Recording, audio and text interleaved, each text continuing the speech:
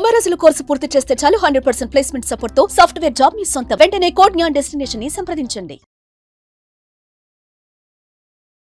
నమస్తే, మీరు చూస్తుంది సుమన్ టీవీ. నేను మీ కీర్తి. నాతో పాటు ప్రముఖ ఆస్ట్రాలజర్ సురేష్ బాబు గారు ఉన్నారు. నమస్తే సురేష్ బాబు గారు. కీర్తి గారు నమస్కారం అండి. ఇక మార్చ్ నెలలో మీన రాశి వారికి ఎలా ఉండబోతుంది? రాబోయే మార్చి మంత్ మనకి ఫాల్గుణ మాసానికి అసోసియేట్ అయి ఉంటుందండి. మనకి మార్చి మంత్ బిగినింగ్ నుంచి ఫాల్గుణ మాసం కూడా బిగిన్ అయి ఉంటుంది. రెండు ముఖ్యమైన పండుగలు, ఒకటి హోలీ ఉంటుందండి. ఈ మంత్ ఎండ్ లో మనకి ఉగాది కూడా వచ్చేస్తుందండి. ఉగాదితో మనకి న్యూ ఇయర్ స్టార్ట్ అయిపోతుంది. ఇందులో వచ్చేటప్పటికి మనకి ఫైనాన్షియల్ ఇయర్ కూడా స్టార్ట్ అవుతుందని మనం చెప్పుకోవాలన్నమాట. రెండు రకాల కోయిన్సిడెన్స్ కలిసి ఉన్నాయండి.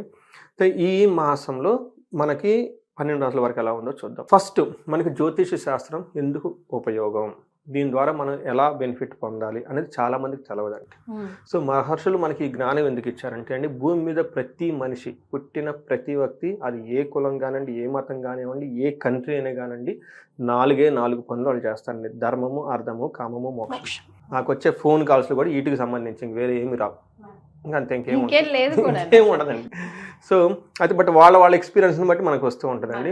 మనకి ఏం చెప్పారంటేనండి, మనం ఇవి సాధించేటప్పుడు కొన్నిసార్లు ఈజీగా సాధించేస్తాం, కొన్నిసార్లు చాలా కష్టపడి సాధించేస్తూ ఉంటామండి. కొంతమంది చాలా తక్కువ టైంలో ఉన్నతంగా ఎదిగిపోతుంటారు, కొంతమంది ఎంత చేసినా అక్కడే ఉన్నట్టు ఉంటారనమాట.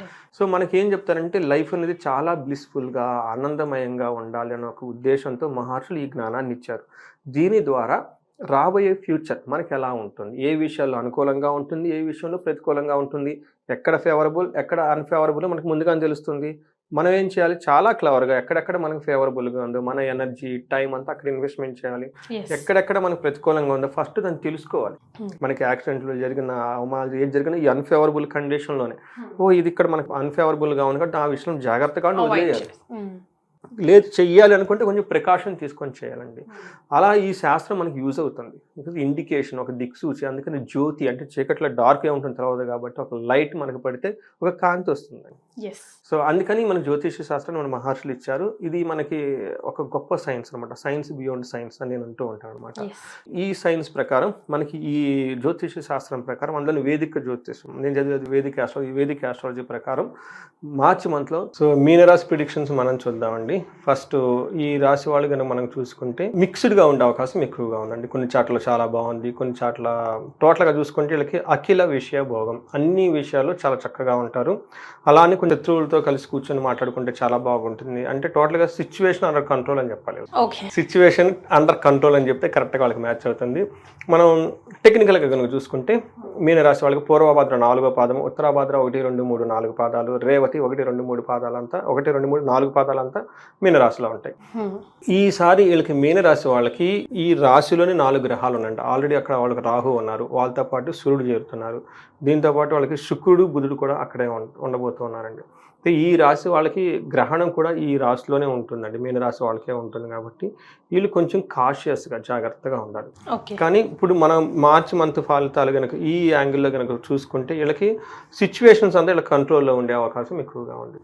మనకి సూక్ష్మ గోచారం, లఘు గోచారం అనే కాన్సెప్ట్ ప్రకారం కనుక చూసుకుంటే వీళ్ళకి బ్రీఫ్గా సమరీ న్యూస్లో హెడ్లైన్స్ లాగా ముందుగా చూసుకుంటే, ఫస్ట్ వీళ్ళకి ధనచ్ఛేదం, స్థనానాశనం, రిపప్రియం, అర్ధాక్షయం, అఖిల విషయ భోగం అని చెప్తారు. అంటే వీళ్ళకి ధనం వాళ్ళ దగ్గర ఆల్రెడీ కూడబెట్టుకున్న ధనం ఖర్చు అయిపోయే అవకాశం ఎక్కువగా ఉంటుంది.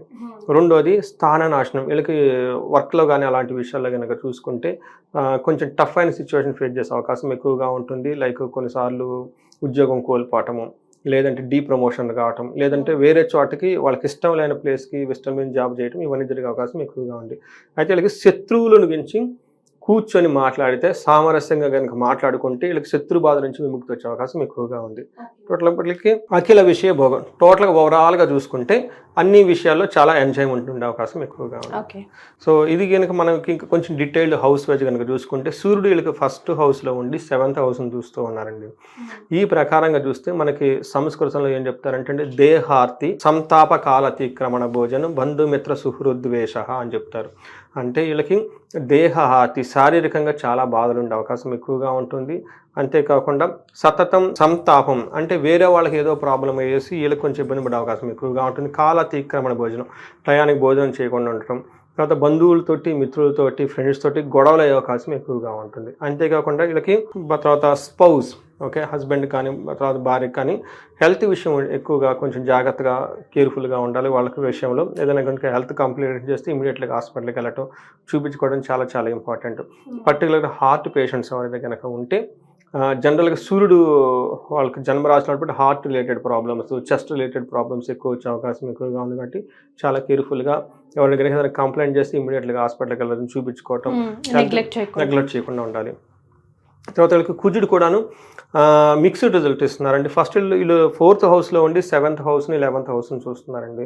వీళ్ళకి ఏం చెప్తారంటే అండి, మనకి 4th హౌస్లో ఉండటం వల్ల ఏం చెప్తారంటే భాగ్యహాని, భయం, క్రూరం, బంధువైరం, ధనక్షయం అని చెప్తారు. అంతేకాకుండా రోగ పీడాది సంతాపం, చతుర్థ స్థానికే కుజే అని చెప్తారు అనమాట. అంటే వీళ్ళకి ధనానికి భాగ్యం, లక్, అప్పటిదాకా అవ్వాల్సిన పని ఏమైనా ఉంటే ఆ పని కాకుండా ఆగిపోయే అవకాశం ఎక్కువగా ఉంటుంది. భయం, క్రూరం, తర్వాత బంధువైరం, బంధువులతో గొడవలే అవకాశం ఎక్కువ. ధనం కూడాను వాళ్ళకి అప్పటిదాకా కూడబెట్టుకున్న ధనం ఏమంటే అన్ఎక్స్పెక్టెడ్గా ఖర్చు అయ్యే అవకాశం ఎక్కువగా ఉంటుంది. హెల్త్ కాంప్లికేషన్స్ ఉండే అవకాశం ఎక్కువగా ఉంది. కానీ వీళ్ళకి ధనం వచ్చే అవకాశం కూడా ఎక్కువ ఉంది. 11th హౌస్లో దృష్టి ఉండటం వల్ల ధనం వచ్చే అవకాశం ఎక్కువగా ఉంటుంది. ధనం కోల్పోయే అవకాశం కూడా ఎక్కువగా ఉంది. ఒక రకంగా చెప్పాలంటే కుజుడు వీళ్ళకి కొంచెం 4th హౌస్లో ఉండి ఇబ్బంది పెట్టే సిచ్యువేషన్లో ఉన్నారు. కాబట్టి కుజుడికి సంబంధించిన పరిహారాలు చాలా ఎక్కువగా చేసుకోవాలి. ఓకే. తర్వాత శుక్రుడు వీళ్ళకి 1st హౌస్లో ఉండి అగైన్ చాలా బాగా యోగ్యతనిస్తున్నాడు. శుక్రుడు వీళ్ళకి 1st హౌస్లో ఉండడం వల్ల అర్ధలాభచ్చ శౌక్యం పరస్త్రీ సంగమం తద యత్న కార్యార్థ లాభస్యాత్ జన్మకే భృగునందని అని చెప్పేసి మనకి సంస్కృతంలో ఒక శ్లోకం ఉందన్నమాట. ఇందులో ఏమవుతుందంటే ఫస్ట్ ధనలాభం వస్తుంది, మనస్సౌఖ్యంగా ఉంటుంది, తర్వాత చేసే పనుల వల్ల ధనలాభం ఉంటుంది. అంతేకాకుండా పరస్త్రీ సంగమం లేదంటే పరపురుష సంగమం అనుకుంటే ఏమవుతుందంటే అండి, మన ఇంట్లో కాకుండా బయట కూడా మనం చాలా మందితో ఇంటరాక్ట్ అవుతూ ఉంటాము. వాళ్ళతో భేదాభిప్రాయాలు ఉన్నా కానీ, అలాంటి వాళ్ళు ఎవరైనా ఉన్నా కానీ వాళ్ళతో ఆ భేదాభిప్రాయాలు పోయి ఒక చక్కగా మంచి అండర్స్టాండింగ్తో వాళ్ళతో కలిసి వర్క్ చేసుకోవటం కానీ, ఏదైనా చేయటం కానీ, ఏదైనా అచీవ్ అవ్వటం కానీ, వాళ్ళ నుంచి కావాల్సిన బెనిఫిట్ పొందే అవకాశం ఎక్కువగా ఉంటుంది. వీళ్ళకి 7th హౌస్లో దృష్టి ఉండటంతో వీళ్ళు కూడాను లేడీస్ అయితే జెంట్స్ అయితే లేడీస్తో వాళ్ళకి కావాల్సిన ఏదన్నా కనుక అవసరం ఉంటే అలాంటి వాటి కనుక చూసుకుంటే చాలా బాగుంటుంది. పర్టికులర్ ఆఫీస్లో కొలీగ్స్ ఉంటారు, కొంతమంది సీనియర్స్ ఉంటారు, అలాంటి వాళ్ళ దగ్గర నుంచి కానివ్వండి, లేదంటే బయట కూడా మనం చాలా మందితో ఇంటరాక్ట్ అవుతూ ఉంటామండి, వాళ్ళ నుంచి మంచి సపోర్ట్ వచ్చే అవకాశం ఎక్కువగా ఉంటుందండి. ఓకే. సో నక్షత్రాల ప్రకారం ఎలా ఉంటుందండి మీనరాశి వారికి? మనకి అంగగోచరం అన్న ఒక కాన్సెప్ట్ ద్వారా మనకి మహర్షులు నక్షత్రం ప్రకారం కూడా తెలుసుకోవచ్చు. ఇందులో పూర్వభాద్ర నక్షత్రం వాళ్ళకి 4 విషయాలు చాలా మంది, ఒక విషయం మాత్రం ఛాలెంజింగ్ గా ఉంటుంది. అందులో మనం చూసుకుంటే వీళ్ళకి ఫస్ట్ మృష్టాన్నం చక్కగా భోజనం చేస్తారు, చక్కగా సంపదలు వచ్చేస్తాయి, జయం మాసం అంతా జయప్రదంగా ఉంటుంది, ఐశ్వర్యవంతంగా ఉంటుంది. అయితే ఫస్ట్ 18 days ఆఫ్ దిస్ మంత్లో నాశనము, ఏదో ఒక వర్క్లో కొంచెం ఇబ్బంది పడే అవకాశం ఎక్కువగా ఉంటుంది, రిజల్ట్ రాకుండా ఇబ్బంది పడతారు. ఓకే. ఉత్తరాభాద్ర నక్షత్రంలో వీళ్ళకి కూడాను 2 విషయాల్లో కొంచెం ఛాలెంజింగ్గా ఉంటుంది, 3 విషయాలు చాలా పాజిటివ్గా ఉంటుంది.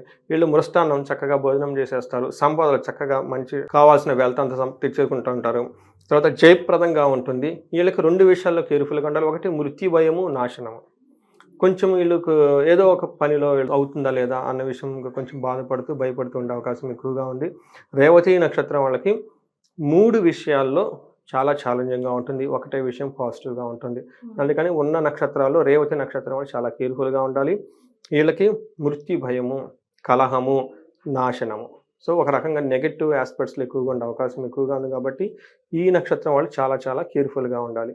పర్టికులర్గా పూర్వభాద్ర వాళ్ళకి మైల్డ్ ఫీవర్స్ అవన్నీ వచ్చే అవకాశం ఎక్కువగా ఉంటుంది. బట్ మిగతా అన్ని చూసుకుంటే పెద్ద ఇబ్బంది పెట్టే విషయం అయితే ఏమీ లేదు. ఒక రేవతి వాళ్ళకి మాత్రం కొంచెం కేర్ఫుల్గా ఉండి సరిపోతుంది. మరి ఏం రెమెడీస్ పాటించాలంటారు? వీళ్ళకి ఏదైనా కనుక రెమెడీ కనుక మనం పాటించాలంటే కుజునికి సంబంధించిన రెమెడీస్ ఫాలో అయితే చాలా బాగుంటుంది. వీళ్ళకి కుజునికి కందులు 1 kg కనుక దానం చేస్తే చాలా బాగుంటుంది. అంతేకాకుండా వీళ్ళకి సుబ్రహ్మణ్యేశ్వర స్వామిని కనుక ఎక్కడైనా దేవస్థానంలో దర్శించుకున్న చాలా బాగుంటుంది.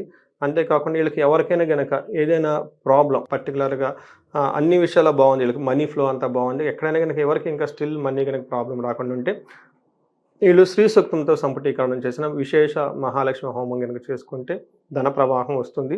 అంతేకాకుండా ధనం నిలబడట్లేదు, ఎక్కువగా వచ్చి ఖర్చు అవుతుంటే కుబేరు పాశుపత హోమం చేసుకుంటే చాలా బాగుంటుంది. ఎవరికైనా హెల్త్ విషయంలో కాంప్లికేటెడ్గా ఉంటే పర్టికులర్గా రేవతి నక్షత్రం వాళ్ళు ఒక్కసారి మహన్యాసపూర్వక ఏకాదశ రుద్రాభిషేకం వాళ్ళకి దగ్గరలో ఉన్న శివాలయానికి వెళ్ళేసి అట్లీస్ట్ మహాన్యాసం కాకపోయినా ఏకాదశి రుద్రాభిషేకం కనుక వాళ్ళ పేరుతో కనుక చేయించుకుంటే, లేకపోతే వాళ్ళకి బంధువులు ఎవరికైతే ఇబ్బందిగా ఉందో వాళ్ళ పేరుతో చేయించుకుంటే ఇన్స్టాంట్గా రిలీఫ్ వచ్చే అవకాశం ఎక్కువగా ఉంటుందండి. సో ఇది మీన రాశి వారు చేసుకోవాల్సింది కదండి. అవునండి. సో దీంతో మనం ద్వాదశ రాశులన్నీ కంప్లీట్ చేసుకున్నాం. సురేష్ గారు చెప్పిన ప్రకారం ఇన్ జనరల్ గా మాత్రం అందరికీ వర్తిస్తాయి. ఇన్ పర్టికులర్ గా దశాంతర్దశలు మారి every individual is different, equal గా ఉండే అవకాశమే ఉండదు. బట్ ఇన్ జనరల్ గా అయితే గన్ షాట్ గా ఇలా జరగొచ్చు అని చెప్పారు. సో పర్సనల్ అపాయింట్మెంట్ కోసం సురేష్ గారిది కింద స్క్రోల్ అవుతున్న నంబర్కి కాల్ చేసి మీ పర్సనల్ అపాయింట్మెంట్ తీసుకొని పర్సనల్ జాతకం కూడా చూపించచ్చు.